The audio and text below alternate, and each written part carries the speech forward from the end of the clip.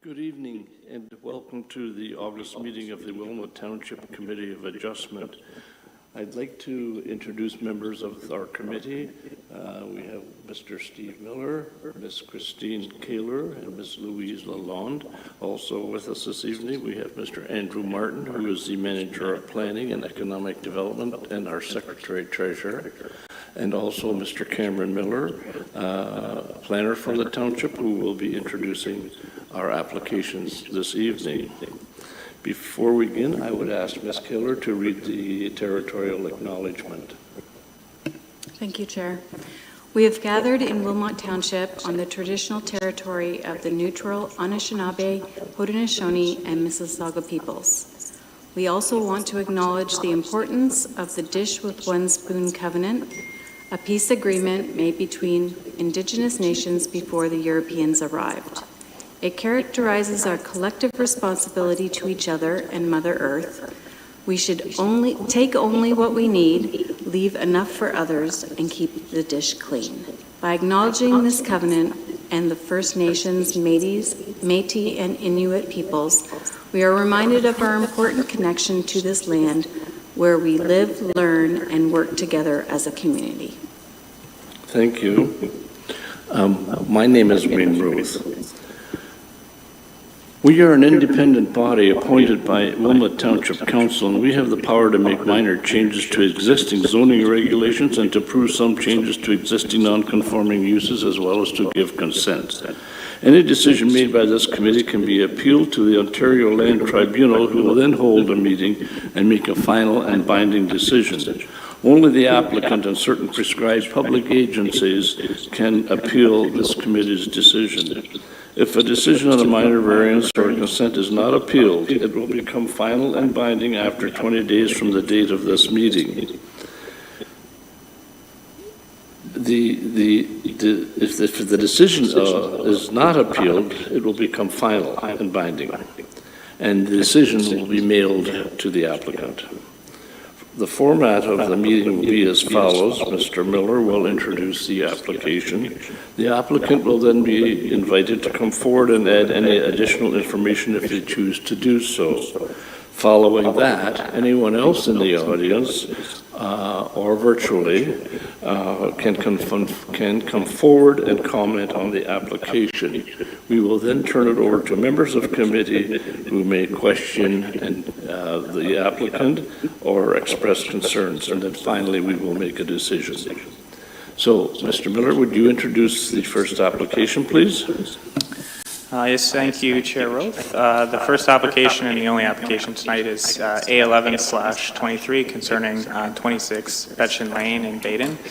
So this application is proposing to increase the maximum allowable lot coverage of a main building from 40% to approximately 42%, which would then permit an addition to the existing single detached dwelling. So the property is currently developed with a two-story single detached dwelling, which was constructed in 2014.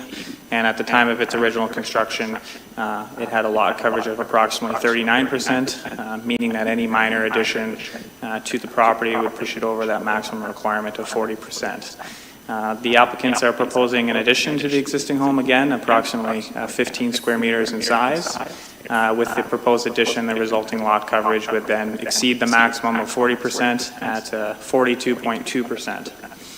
After publishing of the report, staff did receive some comments from a surrounding property owner who's directly across from the proposed addition to the rear of the property. So their comments centered mainly around privacy and the potential of setting a precedent through this project. With regards to privacy in particular, the addition would extend about 3.6 meters into the rear yard, and it would maintain that required rear yard setback of 7.5 meters. And as discussed further in the staff report, the addition would be located in the property's buildable area where one could reasonably expect that a main building would be constructed. It would also comply with all the other regulations. If any other property were to propose an identical project, we would look at the individual merits of that application at that time. And the approval of this application, should the committee approve it, would be unique, of course, to this property. Staff are of the opinion that this does represent a minor increase in what is otherwise permitted on this property, and are recommending that it be approved. Thank you very much, Mr. Miller. Does the applicant wish to add anything to the comments that Mr. Miller has made? Would you come forward, sir? Would you give us your name and address for the record, please? Yeah, my name's Shane Gautreau. The address is 26 Betchen Lane. Just to give some more information on why we're adding the addition, we're looking to grow our family. Right now we have enough bedrooms for our kids, but adding another child, we won't have another bedroom. So this is kind of the main driver as to why we're adding the addition. Along with that comes a bigger kitchen so that we can meet the needs of our family in that way. So that's kind of the main driver of the addition. So in terms of privacy, I can address my thoughts on that. We are going to be a fair way back from the property line, as Cameron mentioned.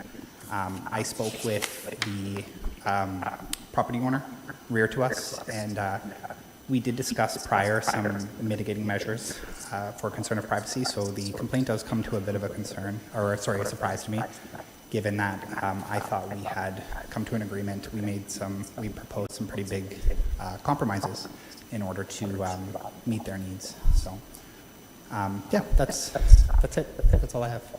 Thank you so much for listening to me. Thank you. Are there any questions of the applicant? Seeing none, is there any other member in the audience or virtually that wishes to address the committee on this matter? No, there is none. Okay, thank you very much. I'll turn it over to members of committee. Any comments, concerns, or questions? I had a question thank you, for Andrew or Cameron. It states in the report that the house was 39% original construction. I'm assuming that's a pool house out the back? Does that add into the 40% as well, or no? Yeah, that is correct. It's a pool house accessory to the pool that was just put in. To answer your question, that would be a separate calculation. So for accessory buildings, it's essentially a calculation of 10% of the lot area or 75% of the lot coverage of the house, whichever is less. In this property in particular, they're well below their maximum of accessory buildings on this property. So certainly that's an alternative as well. If they wanted to build elsewhere on the property, obviously with the addition in bedrooms, it's not feasible to put them out in a shed. But Okay. Are there any other questions or concerns regarding this application? Seeing none, I would then ask for someone to bring forth the motion to approve, moved by Ms. Lalonde, seconded by Ms. Kaler. Is there any discussion on the motion? If not, all in favor? That motion is carried. Thank you very much. The next order of business, we need to approve the minutes of our last meeting. Would someone bring forth that motion? Moved by Mr. Miller, seconded by Ms. Lalonde. Is there any discussion on the motion? If not, all in favor? That motion is carried. Thank you very much. This meeting is now adjourned.